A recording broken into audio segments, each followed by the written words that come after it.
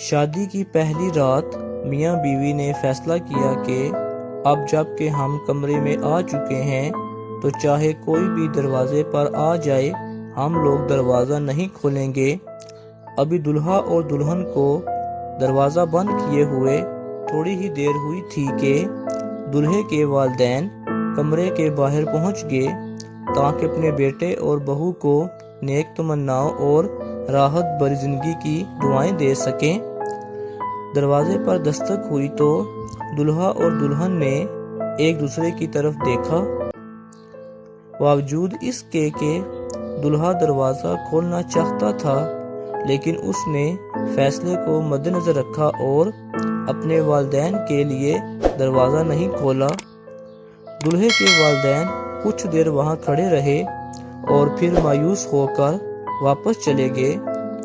ابھی کچھ ہی دیر گزری تھی کہ دلہن کے والدین بھی دلہے کے گھر پہنچ گئے تاکہ اپنی بیٹی اور داماد کو نیک خواہشات پہنچا سکیں۔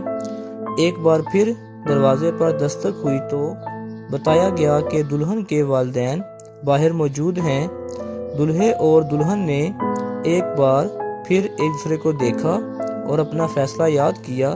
باوجود اس کے کہ فیصلہ ہو چکا تھا کہ کسی کے لیے بھی دروازہ نہیں کھولا جائے گا، لیکن دلہن کی آنکھوں سے آنسو جاری ہوئے اور اس نے کہا کہ میں اپنے والدین کے ساتھ ایسا نہیں کر سکتی اور دروازہ کھول دیا۔ دلہے نے یہ سب دیکھا مگر دلہن کو کچھ نہ کہا اور خاموش رہا۔ اس بات کو برسوں بیت گئے۔ ان کے ہاں 4 بیٹے پیدا ہوئے اور 5ویں بار اللہ نے ان کو بیٹی عطا فرمائی۔ شوہر اپنی بیٹی کی پیدائش پر بہت خوش تھا اور اپنی گڑیا کے اس دنیا میں آنے پر ایک بہت بڑی پارٹی کا انتظام کیا اور اس پارٹی میں ہر شخص کو بلایا گیا تھا جس کو وہ جانتا تھا اور خوب خوشیاں منائیں۔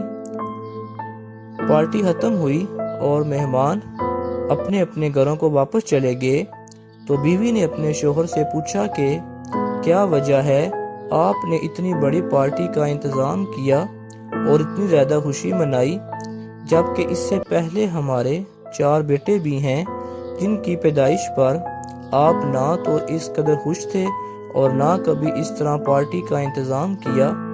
تو شوہر نے مسکراتے ہوئے جواب دیا کہ یہ وہ ہے جو میرے لیے دروازہ کھولے گی۔ دوستو، اس ویڈیو کو بنانے کا مقصد یہ تھا کہ بیٹی اللہ کی رحمت ہوتی ہے، ان کی اچھی طرح پرورش کر کے جنت میں اپنا ٹھکانہ بنائیں۔